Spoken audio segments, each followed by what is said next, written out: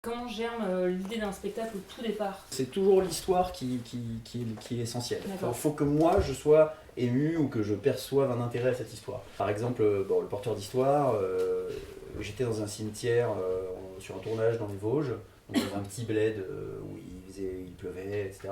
Et un jour de libre, je me suis baladé et je me suis retrouvé dans le petit cimetière du village. Et je regardais les tombes et je me suis dit, tiens, il y a des tombes un peu abandonnées.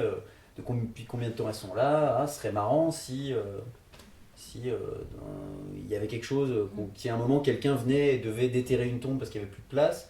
Qu'est-ce qu'il pourrait trouver dans un cercueil d'original, quoi. Et puis de là, je réfléchis, ah, ça pourrait être de l'argent, ah tiens, ça pourrait être des bouquins, ça pourrait être des carnets, tiens, des carnets manuscrits, et là on plongerait dans la vie de la personne qui aurait écrit ça 100 ans auparavant. Et de là naît une bribe d'histoire, et puis pendant 6 mois, 1 an, bah, ça continue à... De temps en temps, je le nourris. De temps en temps, j'y repense, ah tiens, mais c'est vrai que ça pourrait être Alexandre Dumas, là. Enfin voilà, et puis ça se nourrit, et puis un jour, soit parce qu'il y a un déclencheur extérieur, comme voilà, mon ami Benjamin Belcourt, qui est mon producteur, qui pourrait me dire est-ce que tu pourrais me faire un truc pour le mois prochain? Ah bon, allez, j'y vais. Soit parce que moi, je me dis bon, ça y est, c'est à maturation, je l'écris maintenant. Et bon, c'était parce que j'avais lu quelque part l'histoire de la première triomphale de Cyrano de Bergerac à laquelle personne ne croyait. Ça remonte hein, déjà, mais je me souviens de Shakespeare in Love. Je me dis, ah là là, mais ce serait. Pourquoi personne n'a jamais pensé à raconter cette histoire? Cyrano, c'est tellement une pièce que tout le monde aime. Edmond, c'est très marrant. Edmond, donc, moi, j'ai tout de suite vu un film, et j'étais persuadé que ce serait un film.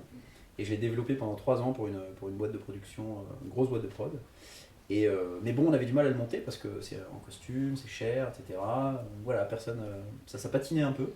Et un jour, je suis allé, il y a 1 an ou 2, je suis allé à Londres et ils avaient monté Shakespeare in Love au théâtre. Ils avaient adapté Shakespeare in Love au théâtre. Et donc, je suis arrivé là-bas et j'ai vu le truc. Bon, il y avait 25 acteurs, c'était vraiment une grosse prod. Et j'ai dit, putain, c'est super, c'était vachement bien. Le seul problème de cette pièce, c'est que le film a déjà existé. Oui, et donc, les gens viennent voir le film, en fait. Ouais.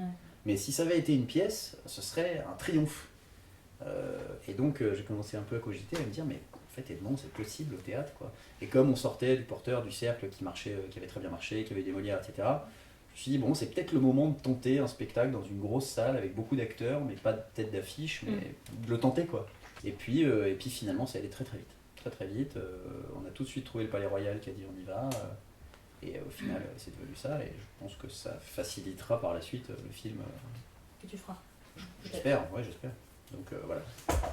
Donc parfois, c'est un truc qui démarre sur l'idée d'en faire autre chose, et puis qui est repris, puis qui machin.